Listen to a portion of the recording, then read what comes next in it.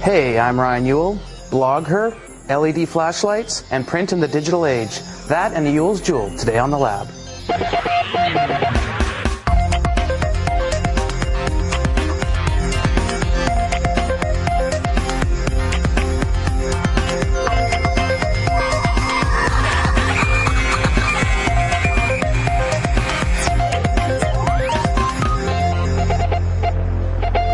How are you? Good to see you and welcome to the Lab. I'm Leo Laporte, and this is the show where we explain how technology works. We show you how people are using it to change the world, change their lives, or just have a little more fun. Speaking of fun, ladies and gentlemen, Kate Abraham. Always. Nothing but fun. And episode 153, I see on our magic clipboard. Stowe Boyd is here. We're going to talk about the future print media in a digital age. Absolutely. Do you think magazines are dead? Not necessarily. I think there's still a demand for them when regards to like traveling, that kind of thing. I guess when you're on a plane. Yeah, or like, on a train or whatever. I think that the information that you get from magazines and newspapers, it's all available online now. Yeah, and it's so expensive to put it on paper. Yeah. Kill tree. The dead tree media is in trouble anyway if it's not dead yet. Also coming up, Franklin Harris. He's going to show you how to...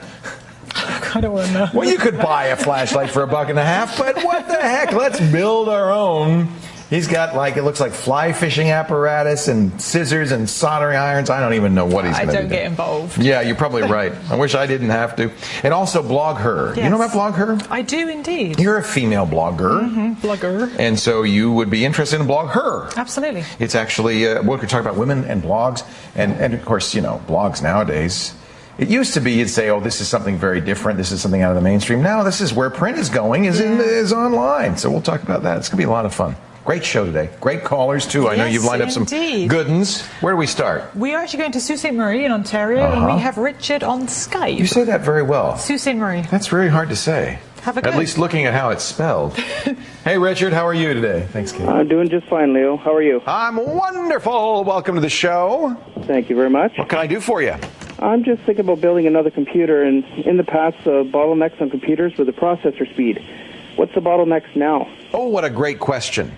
What a great question. Yeah, because the processors, they've gotten faster and faster and faster, and now a lot of the rest of the processors are waiting for the rest of the computer to catch up with them, aren't they? Yeah.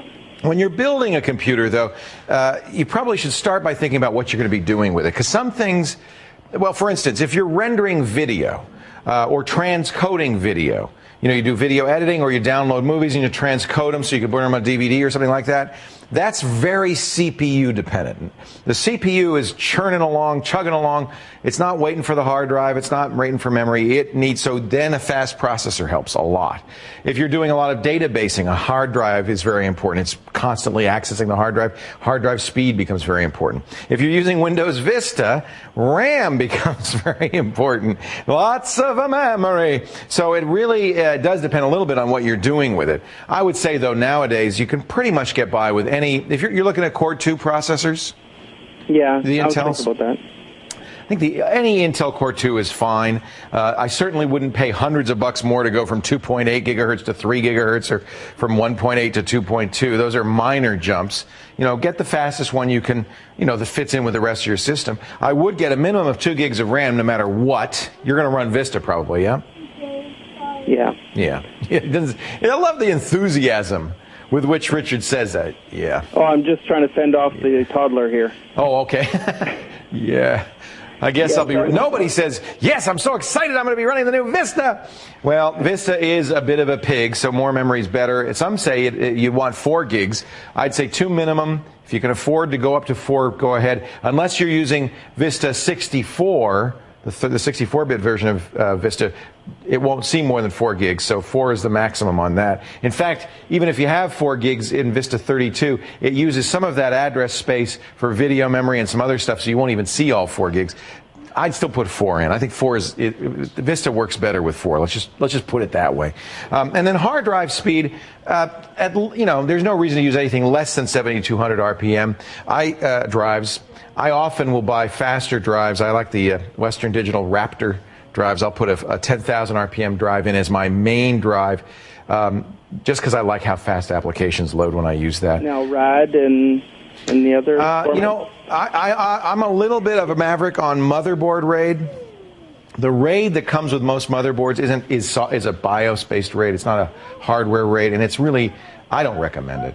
If you want the benefits of RAID, speed and redundancy, reliability, you're better off getting a real RAID card and SATA, fast SATA drives, and I think it's one thing in a business environment for most people, unless it's for backup purposes. I don't think RAID is. Don't put RAID in your PC. I don't think it's necessary. Just put good fast hard drives. Do backup, but good fast hard drives. That's going to be your best benefit. No reason to spend more on RAID. Thank you very much, Leo. Yeah, well, enjoy your new computer. You're a dying breed. You and me, those of us who build our own PCs. Who's really dying out is overclockers. That just kind of disappeared entirely. A few people still do it, and there are chips you can still do it with, but there seems to be no need. These chips are so fast. Why bother? Why bother? Well, have fun, Richard. Come down. Yeah. Hey, take care. Thank you very much. Coming up, we're going to talk about the future of print in a digital age. Visionary and consultant and front man for Messenger, Stowe Boyd is here. We'll talk about that. When the lab continues, you stay right here.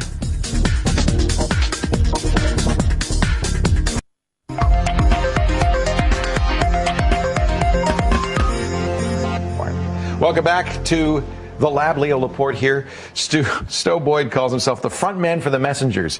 I love that. That's his consultancy. His blog is at stoweboyd.com/message. And he's really kind of a thinker, a guy who's thinking a lot about the future of media, of social media in particular. I asked Kate when we started, is print dead? Are magazines and newspapers dead? They're certainly not doing well. They're dying pretty fast. I mean, the United States is really one of the places where it's happening quicker than elsewhere. Because we sort of got the perfect storm, if you will, for print journalism. We have the high costs associated. Paper is very expensive. Exactly, and distribution. Yep. I mean, trucks. The guy driving the car around with the gas going through the roof, and he's throwing this thing out the window, hitting my driveway every morning. It's kind of crazy. Not to mention the carbon footprint. I mean, we'd like to make this more friendly. And if you want to think green, green, green, it's the wrong way to go. Right. And, of course, we also had then the Craigslist revolution in the States, which most people say accounted for something like 37 or 38%, all by itself, of the impact of the new economics on newspapers. Newspapers couldn't sell classified ads anymore. Everybody just used Craigslist for free. And it really wound up in a sense being the tip of the chisel that was breaking apart the strange conglomeration of what makes up a newspaper. And when you think about it, why do we have this collection of things put together? A comic strip, the auto pages, the classified ad, the national news. And it's all put together in this one thing, which once upon a time it made sense that it was all delivered to you. But now you can go get it ad hoc, get whatever you want, whatever you like. Or best of breed. I mean, you live in Oklahoma. Do you think they have as good national coverage as the New York Times? Or do you have to cover everything in the area, whereas a small newspaper could do a better job of handling what happens in your neighborhood? Well, what about the notion that people have that there is some editorial excellence in a newspaper, the New York Times, a paper of record? If it's not in the Times, it's not real, compared to bloggers. You're a blogger, I'm a blogger, who have no ethical standards, maybe have an axe to grind. Not necessarily. No journalistic background necessarily. Can bloggers replace journalists? Well, I'm not sure it's a replacement issue. I think what we're having is a transition, right? So the notions of classical journalism is the notion of some kind of unbiased impartiality. Right. Which we've also learned is, by the way, not so true anyway. Well, right, exactly. And that's the emperor has no clothes. Right. I mean, but the idea behind it was perhaps perhaps played a really important role in our society in a time when certain powerful people couldn't be held accountable. Right. However, I'd like to believe that things have progressed a bit in Western civilization, and so it is more the case that other kinds of agencies, independent third parties who are not journalists, including now bloggers, can in fact get access to information which is increasingly online that they need in order to determine whether a politician is telling the truth or a large corporation is polluting a lake somewhere. Sometimes the bloggers seem like a snarling pack of hounds. I mean, I look at what happened to Dan Rather, and And now there's some question whether he was kind of railroaded out by bloggers, and maybe not completely appropriately. Do you worry that it's more like a mob mentality when bloggers get together? I think we're still in a situation where it's reasonable, sensible, and helpful for individuals to speak truth to power. Yes, I agree. Okay. Yeah. And that's the job of the Fourth Estate. That's the press's job. Right, but it's dribbled over now. So, and in particular, people who are widely read, whether or not they're appointed because of an editorial decision at the New York Times, or because lots and lots of people have decided that what they say matters, they have influence. And in fact, we're seeing a waning influence of the traditional print media and the rising of Matt Drudge. Well, not only Matt Drudge, but Michael Arrington or Stowe Boyd, for that matter, where in certain contexts those people's authority counts for something. And well, whether you like it or not, it's clearly happening. But it's a meritocracy. Is it a meritocracy? It is a meritocracy. Or just somebody who shouts the loudest and waves his flag? No, it's not a function of loudness. It's a function of how many people decide that what you say counts. They make links to you, and then your Google rank goes up. It's a democracy. Is that a meritocracy? Well, yes, because in general, the people who rise to the top are the ones who do a better job of it. I mean, people aren't reading a blog because somebody's dumb and they think it's funny. They might do that once. I have two words for you. Yes. Perez Hilton. How do we explain that, then? Well, I mean, the world is full of sensationalism as well. Okay. It's not all perfect. With the Kindle and e-books and things like that, is that going to replace also? I mean, we read on the web on our computer, but that's not a very satisfying experience. I still like spreading the newspaper. How about these e-book readers? Well, we have a form factor problem, and that's what Kindle is attempting to resolve. And, the thing is more of a bookish feeling thing. The experience is more like a book than, sitting at your computer and hitting the mouse. But as we were talking about earlier, the revolution, the breakthrough with Kindle is the cellular modem built into it that allows you to download your newspaper wherever you are, at least now in the United States. I guess if I had the Kindle with me here in Canada, I would be out of luck. But I think that's a brilliant insight, and also the notion that you could, on a whim, a spur of the moment, buy a book on your commute and start reading it. We are certainly in a complete sea change in media. How it's created, how it's consumed, and it's kind of hard to really know what's going on. It's a whirlwind. But it is clear that the old way of doing things is in trouble. We're definitely just at the, what was the Winston Churchill line? This is not the beginning of the end, but the end of the beginning. All right, so we're still at very early days of the social revolution, and as a result, the impact of social media, the rise of the blogosphere, now the rise of social networks where people are posting and sharing information. It is going to continue to transform what's going on. And I think, for example, if you use the thermometer of what's going on in print journalism, it's accelerating. The change is not slowing down; it's speeding up. And those people are going somewhere. Every hour that people don't watch television, for example, they're spending it on the internet. I mean, it's 1 hour for 1 hour exchange, according to the Pew Internet Study. That's really interesting. So, and the same thing is happening now with newspapers. People are getting their information elsewhere. Some people are getting it from television. The younger the kids don't go to the television. Less and less from television. They're not going to the television. They're getting it from each other. They're getting it from stuff they see on YouTube. And, I mean, we're going to see even more interesting things to come. Yeah, it's a very interesting time to be in media. I have to say that. Yeah, well, it's old or new. Well, in the dangerous, like the Chinese sense, you're living in interesting times. Yeah. That's right. Stowe Boyd writes at stowboyd.com/message. That is his blog, and he's the front man for the Messengers. Speaks all over the world, helps people develop interesting new ways of taking advantage of this new world. In fact, I know you're going to come back soon and talk about some startups you're involved in. Yes. I look forward to that. Very hush hush. Shh, we won't say a word. There's Stowe's site. Thank you, Stowe, for joining us. Thank you. All right. Coming up, more of your calls, but first let's take a close-up look at something you'd find around the lab. That's Sean. He's done it again. What the heck is that? Tell you what, we'll zoom out and find out when the lab continues. Stay right here.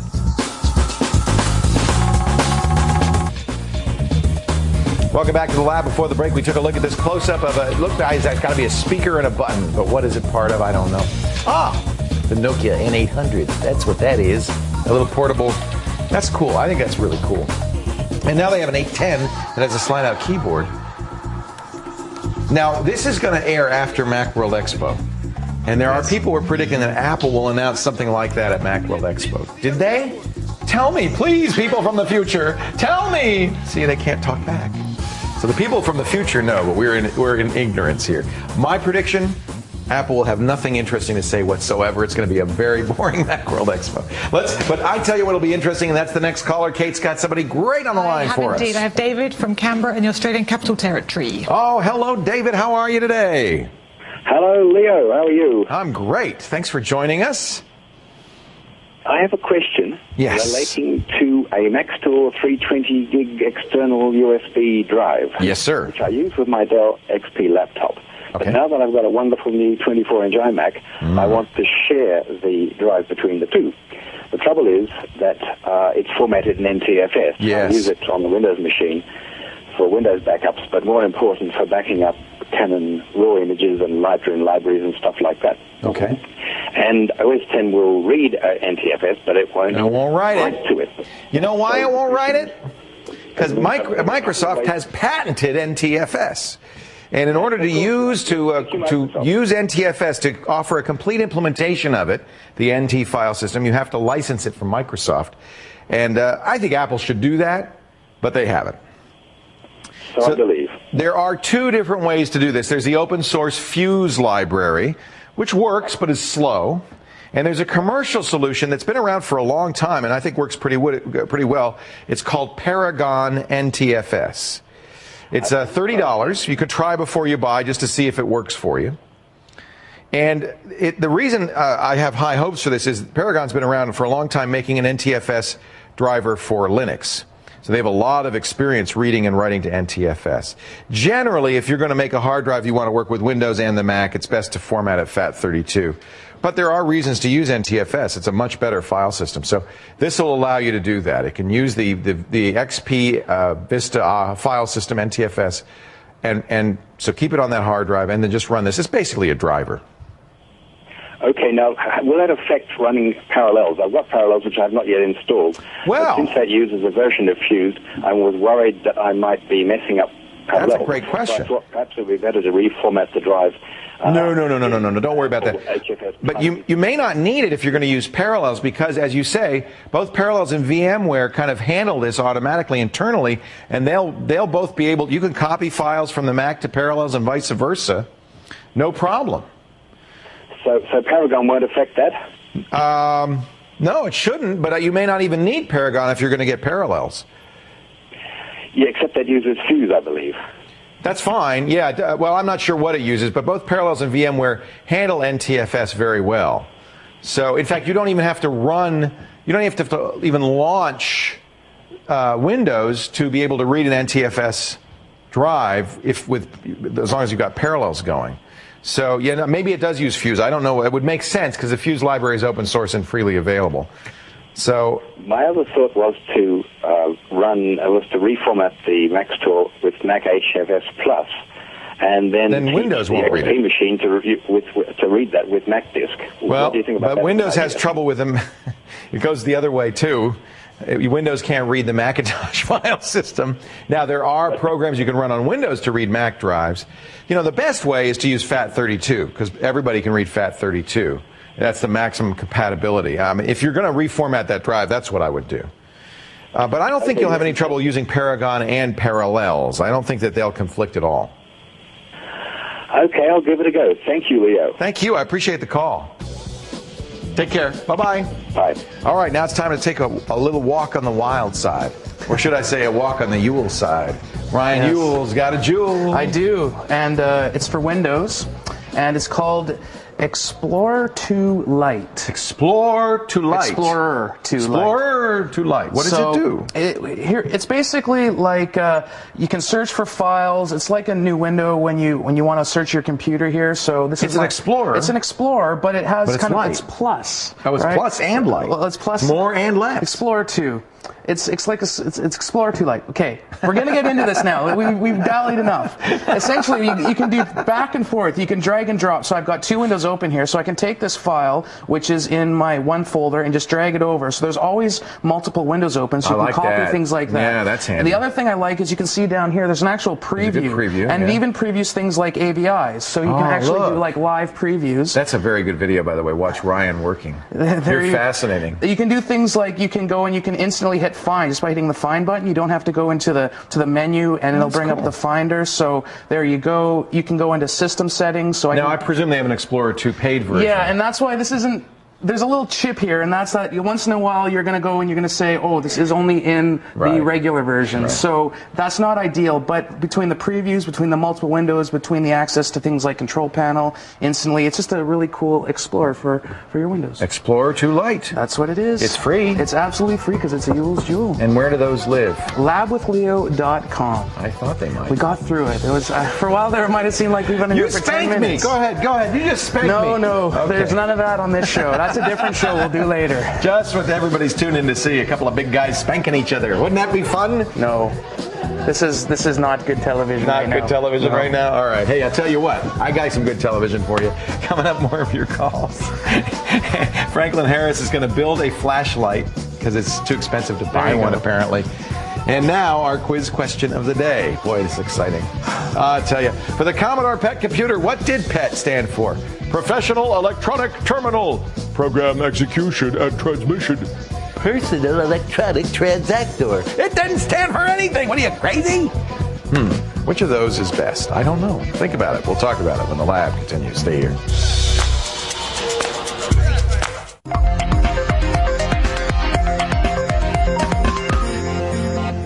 Well, now we are doing something very exciting.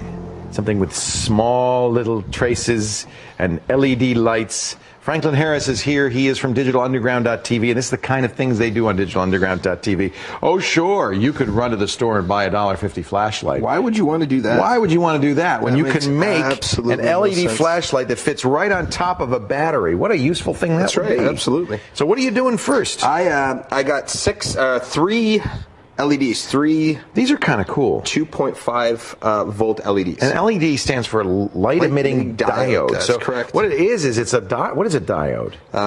It's a thing. It's an electronic component that lights when you pass electricity through it. But it's not a filament like a.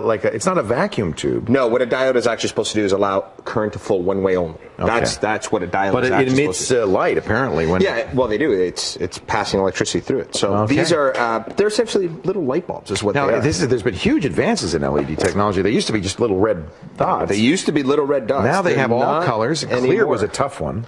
It was a tough one, and it requires much more power. Generally, most LEDs are 1.4 to 1.5 volts, where these things actually chew up 2 and change. That's why you'll use a 9-volt battery. That's right. So what I'm doing is what are you doing? You're bending the leads. I bend the leads because what I'm going to do is I'm going to solder these things together in.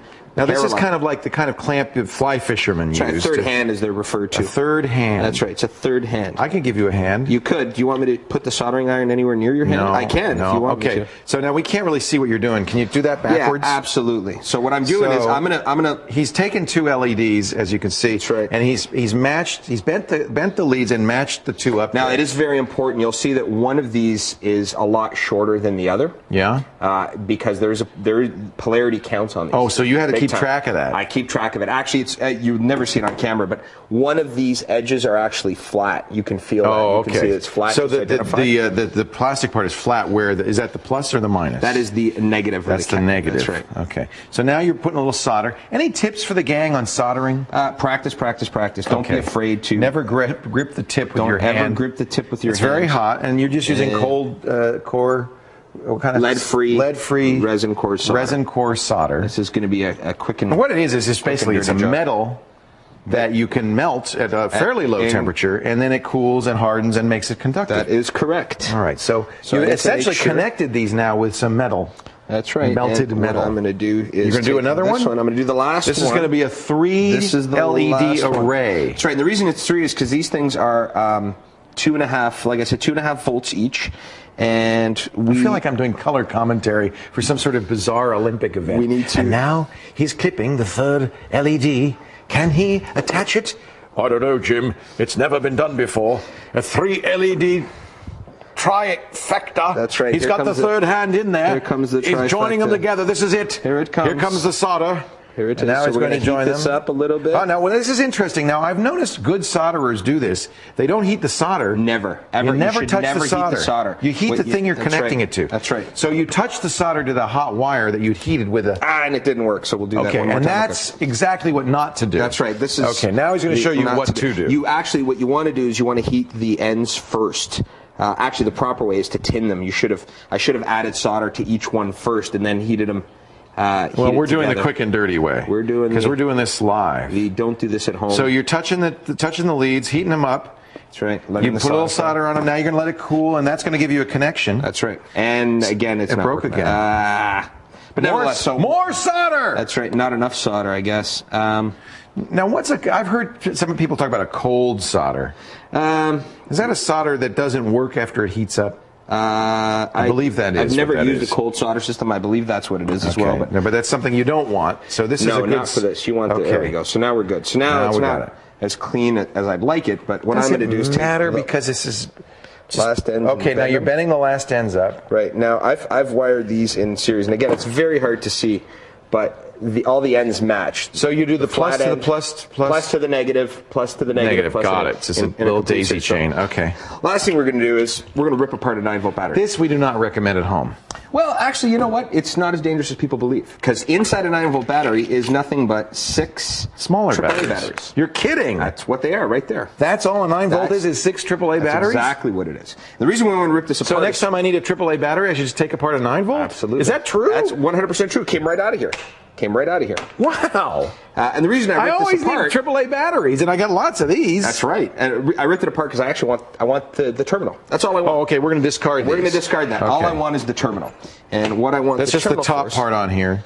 That's right. Now, which is plus and which is minus on this? You actually have to do this reverse because on the actual battery, the small round end is positive and the bigger claw end is negative. Okay. So we're going to reverse it here because you want to plug it in. That's the way it connects, right? Okay. So the big claw end will be positive. That's something. Remember that That's now. Your right. big claw end is positive. Which on the LEDs is whatever end is Didn't not. Burl Ives sing, the big claw end is positive. Okay, so we're going to now take this. Look at the third hand is very useful. Manipulate my third hand. If nobody can see what you're doing, of course, because the third hand is in the way. But I don't want to mess you up. Just gonna manipulate. Now your arm's this. in the way. That's the fourth hand. There we go. This is not going to work as well as I thought it was, but nevertheless. So you're basically you're gonna solder this on. Is what you're going to do. Attach those LEDs that you made to the detached. That is correct. Connector. What you will end up doing is once this is what you're going to get is this. That. So this gets attached to this is the 9-volt, the top of the 9-volt battery, but it's reversed so that the claw end is positive, so that we can then just where are we going there? Okay, so we can attach that.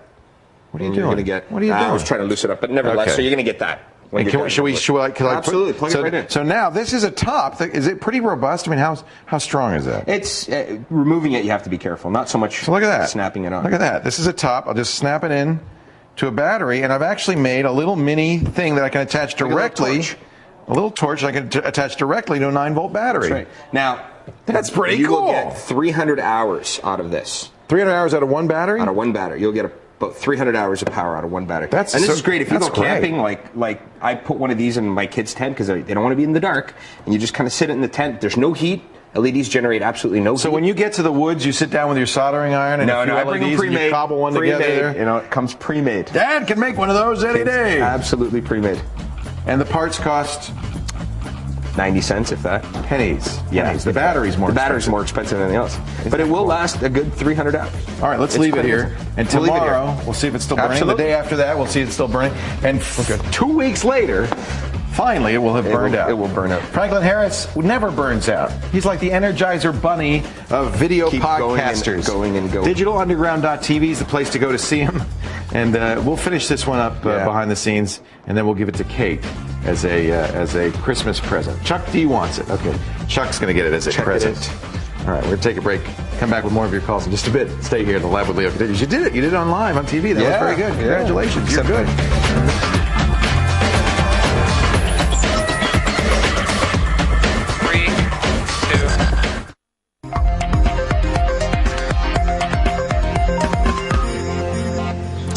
welcome back to the Lab with Leo. I'm Kate Abraham, and now it's time for my tip of the day. Now, I'm a huge fan of photo blogs, but this one is special beyond special.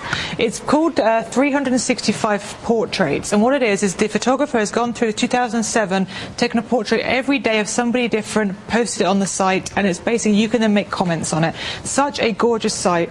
So the photographer is called Bill Wadman, and what he's done is gone through every day of the year and taken photos of people that he meets, just random strangers in New York. And with wheels of cheese, apparently. Yeah, and the great thing is these pictures are fantastic to look at, and the cool thing is as well is that now we're actually towards the end of the year, there are more to look at. There's 365 of them. Absolutely. So you must be a photographer because you like photo sites a lot. Do you know what? I absolutely adore photo sites, but I can't take a decent picture to save Why my not? life. I'm one of the girls who puts a thumb in the screen. Every time. No, honestly, I think I've got a keen eye for it, but the actual execution of it, I'm not very good with. If you can see great, then you should be able to take a picture. We're going to work on you. We're going to have to. We can turn you into a great photographer. And that's the neat thing about digital photography. If you've got the eye, the technology is there to make it possible for you. Let's develop that. Okay, then. I think we should. This is our new project. Turn Kate into a pro photographer. Right? Yeah. Even the camera guys are going, yeah. All right, let's get another. Before we do that project, let's answer a question. Fantastic. We are going to the Kitchener-Waterloo area of Ontario, and we have Ray on the line. Which is it, Kitchener or Waterloo? Apparently he prefers Kitchener-Waterloo. Right on the line there. It's right in the middle. Right smack dab in between Kitchener and Waterloo. Hello, Ray. Hi there. How are you today? I'm doing very well, thanks, Leo. What can I do for you? Well, I've got a question concerning the voice over IP quality. I've subscribed to a provider here, and I'm finding that the quality isn't it's not meeting my standards. Basically, you had hoped it would be as good as a phone. That's right. Yeah. Well, I mean, I have a bit of experience, and I've did a bit of homework on it before I subscribed. Who are you using, just out of curiosity? Primus. Okay. What kind of effects are you getting? Well, at the moment, we're seeing a lot of static or, I guess, clicking on the line, and often we'll get dropped calls periodically, more so when there's any kind of significant bandwidth utilization. Are we using it right now, or is that how you're talking to me? No, I'm actually on my BlackBerry right now. You're on a cell phone. That's right. It sounds good. Yeah, I mean, I have to say, I think voice over internet has been a little disappointing for a lot of people. One expects a better result. And if you've used Skype, for instance, which is computer to computer, you might say, boy, this sounds really good. Why can't a voice over internet phone sound as good? But you hit the nail on the head. It depends on what the internet connection is like. And sometimes the internet connection is bad. And the internet, the way it's designed, it has no way of prioritizing the important stuff. You know, there's some things, email can take a little while, right? It could take a second instead of half a second to get to you. It could even arrive and out of order and be reassembled. But video, voice, audio, those have to arrive, especially if you're having a conversation, pretty much in real time, in order. If a packet's missing, you can't kind of wait around till it shows up. You just have to drop it out. Those are those clicks, pops, bubblings, and that's because packets are being dropped out of it. Sometimes you'll hear artifacting from over compression. You know, sounds very tinny or harsh, or maybe there's kind of an echoey sound to it. All of those are very typical of internet problems, and the voice over internet does the best it can. It may be that Primus isn't the best service. I don't know. Now, there are a couple of things you can try. First of all, I would follow their recommendations about how to. Does it come with a voice adapter? Is that how it works? Yes, it does. Okay. Yeah, I've got a Linksys adapter. Oh, it's built into the router. Yeah, and just as far as the setup goes, I've tried the VoIP device before and after my home router, and I've noticed no difference. No difference. Yeah, it depends, but some of the providers suggest that you connect it directly to the internet and then put your router on the other side of the voice adapter. Some say the other way around. The advantage of having the voice adapter closest to the internet is it can try to do some quality of service stuff to avoid these problems. And so it's possible that it could be better, but I would follow the recommendations that your voice over internet provider gives you. Some of them do a better job than others. Most of them, though, suffer from these problems from time to time. None of them sounds perfect. And that's just the nature of the internet, I think. How is your internet connection? Is it pretty good? It's pretty good. I've got a pretty good provider, and I went to went up as high as even to like the Ultimate Extreme package, paying near $100 a month. And wow! I was still finding, just as a test trial, just to see if it was the internet. Right. My upstream down, up and down bandwidth is according to their standards. Due to my provider, they say it's fine. So what is your upstream on your internet access? Oh, geez. It's more than 128 kilobits, probably. Yes, it is, yeah. The more you have, the better for VoIP. Have you tried things like Skype? No, I haven't. I would try Skype and just compare it. Skype is free. It's usually computer to computer, although they have computer to phone. They even have Skype in, which allows phones to call your Skype number. I would try it just to see how it compares. And if you're getting the same results, then it's probably the best you're going to get. Skype does a very good job of handling all of this stuff, so I'd be curious. It's free to download from skype.com. And you can even use Skype as you would use Primus with a real phone and so forth for additional money. Primus is pretty much priced like everybody else is. If they have an ability to turn down the amount of bandwidth they use, you might try that. Sometimes that helps. It'll make the quality of the voice a little bit lower, but you'll have fewer dropouts and burbles and things like that. I don't know if they allow you to configure it that way or not. But I think, truthfully, what you're experiencing is pretty common. The other thing to keep in mind is that your computer is doing a lot of work, too, compressing it while you're talking. So if you have a lot of stuff running in the background, turn that off. If you have stuff accessing the internet at the same time, turn that off. I know you shouldn't have to do that, but if you're downloading a movie or a music file, or you're streaming internet video or audio, that's going to impact your phone calls too. So the best way to see how good can this get is to turn off all the background stuff, use the fastest computer in the house, use it at a time when the internet isn't very busy, see how it sounds then, and then notice as you add these things back in how it degrades it. That'll give you some idea of why voice over internet is not quite ready for prime time. I don't recommend people replace their landlines with it. Of course, if you have a cell phone, you always have another channel, another alternative. Thanks for the call. I appreciate it. I wish I could give you better news. Do you use voice over the internet, Sean? Not much. I use Skype every so often. Skype we use. Yeah. I have Vonage at home, and I just don't use it that much because I just don't find it that good. It doesn't replace a landline. I don't have anybody to talk to, so I don't use a phone at all, actually. Well, one thing you do have, Sean Carruthers, lots of little black cables. What is this you're talking about here? This right here is the Ultra X3 1,000-watt power supply. We were talking to one of our callers earlier about building PCs. I still like to do that as well. This is beautiful. And a good power supply is essential when you're building a high-performance machine. 1,000 watts is a lot. Most of them are in the 400 range, 450. Right, so 1,000 watts is the kind that you'll use when you've got like 16 hard drives in there, right, 2 high-end graphics cards, a high-end processor doing a lot of overclocking. You want to make sure that you're not ever going to brown out that system. And unlike a lot of power supplies, this has connectors on it. What are these for? These are on the new high-end performance power supplies, you're seeing this, so they call these rails. So instead of having all of this bundle of cables come out, you actually bring the wires and you plug in only what you need. So is there an advantage to doing it that way? It looks prettier, I guess. Well, it keeps down the mess of wires inside your machine. This is the motherboard connector. Right, so that goes to the motherboard. These are the standard power connectors that you would use. You'd connect these into the appropriate places. This is for SATA drives, for instance. This would be for an IDE drive. By only plugging in the ones that you need, you can minimize the wire tangle inside your machine, which allows for airflow. I actually like that idea. I always have a lot of power tails hanging around in my machine. Right. Downside, of course, is you have to assemble it all yourself. But if you're getting this kind of power supply, you probably know what you're doing anyways. One other thing to mention is that a premium power supply like this is actually tested and rated and will run at the number of watts you're buying. Frequently, you get a cheap power supply that comes with a case. They're guessing. Yeah, the it might give you a couple of hundred watts. It might not. I think one of them managed to accomplish that at some point, but typically they'll fail a lot lower than that. These are tested individually. This is from Ultra. Ultra. Okay. Ultra.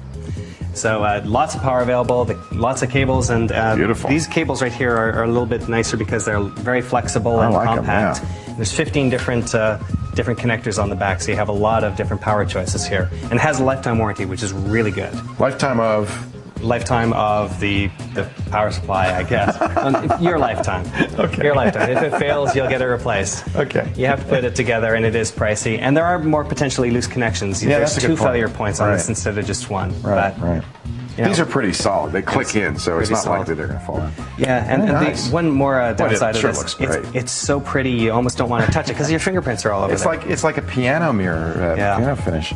Coming up, we're going to talk about BlogHer. You know what BlogHer is? I do. BlogHer is a group of women bloggers, and the co-founder and COO of BlogHer is here, Elisa Camahort-Page, and I cannot wait to talk to her about blogging for women and blogging for men who read blogs by women.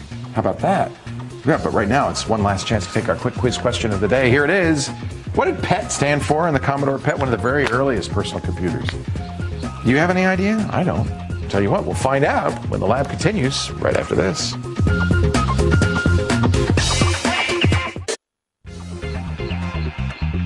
Welcome back to the lab. Before the break, we asked you what PET stands for. I think it's field effect transmission. No, personal electronic transactor. Oh, I'm glad they didn't publicize that. Nobody would have bought one. Commodore PET was one of the big computers in the early days. You don't remember that. Elisa Camahort-Page is here. She is far too young to remember the PET. Oh, thank you for saying so. But the co-founder, with Jory Desjardins and Lisa Stone of BlogHer. That's right. I have to say that BlogHer, so you don't think it's blogger. Right. BlogHer is for women bloggers. Right.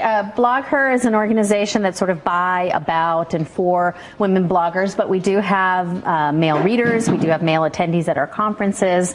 It's just the focus is on creating opportunities for women online. You founded BlogHer a couple of years ago. Yeah, in early 2005. So almost 3 now. Yeah. Why did you feel there needed to be something like BlogHer? Well, back in early 2005, there was this recurring meme, where are the women? And it wasn't just about blogging. This was right after Carly Fiorina was pushed out, and people were, where are the women? She was the CEO of HP. And where are the women in Fortune 500 boardrooms? And there aren't a lot. Right. And it hasn't gotten much better in the last. It's worse, yeah. Right. Where are the women on op-ed pages of major newspapers? Right. Where are the women on the Sunday morning talk shows? And where are the women speaking at technical conferences? And a prominent male political blogger said, where are the women bloggers?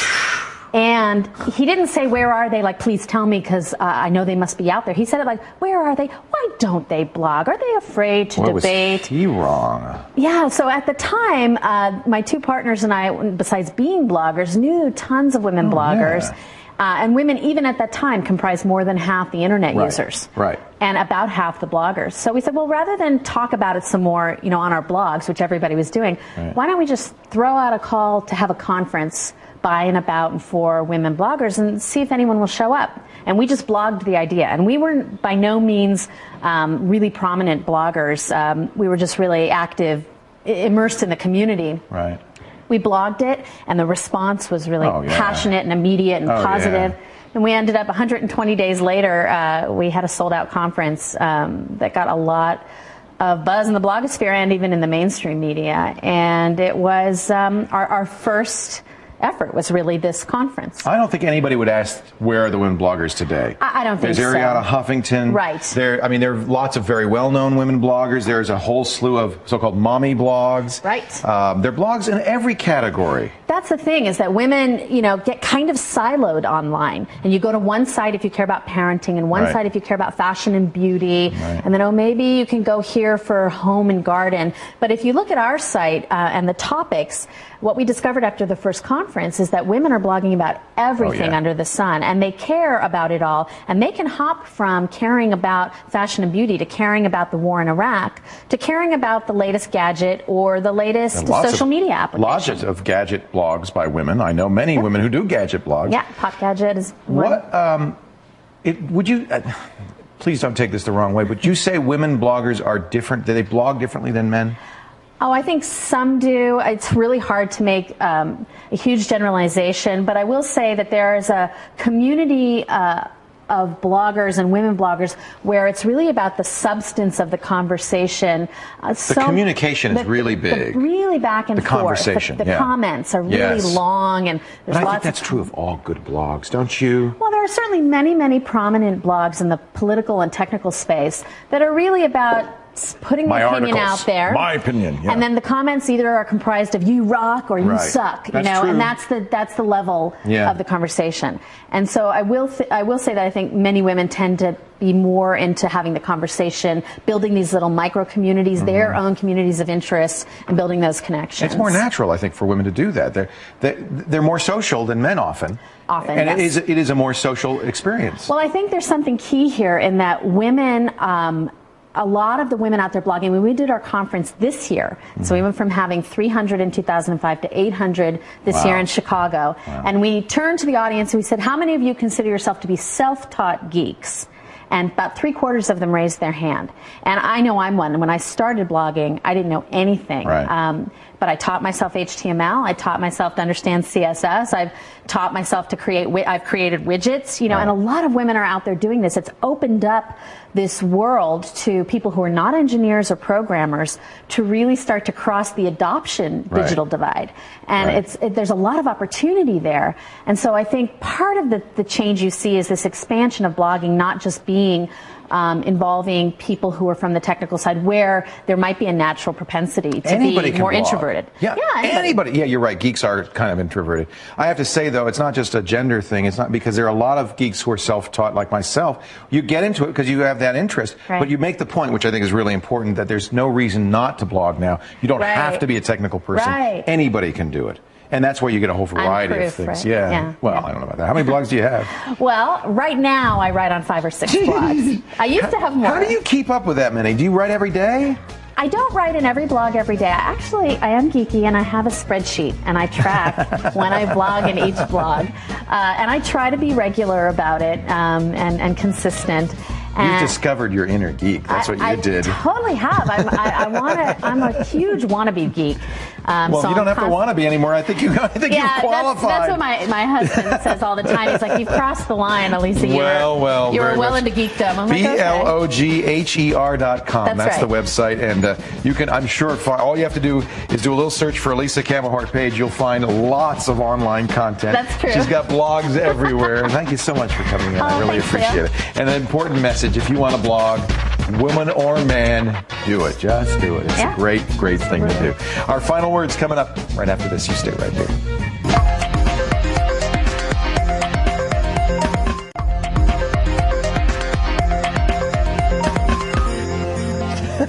Welcome back. We should think of a name for your blog, because you have a blog on our site. I do indeed. But it's just Kate's blog. Yeah. We need to come up with a clever name for your personal blog, because you don't have a personal blog. I do indeed. You do? I do. What's it called? It is actually called longleggedkate@blogspot.com. I knew it! I've been keeping it for about 2.5, 3 years. And it's fun. actually the English girl in Canada. I just love blogs. I think it's so cool. Thanks for joining us. You do a blog, okay? We'll see you next time on The Lab. Bye-bye.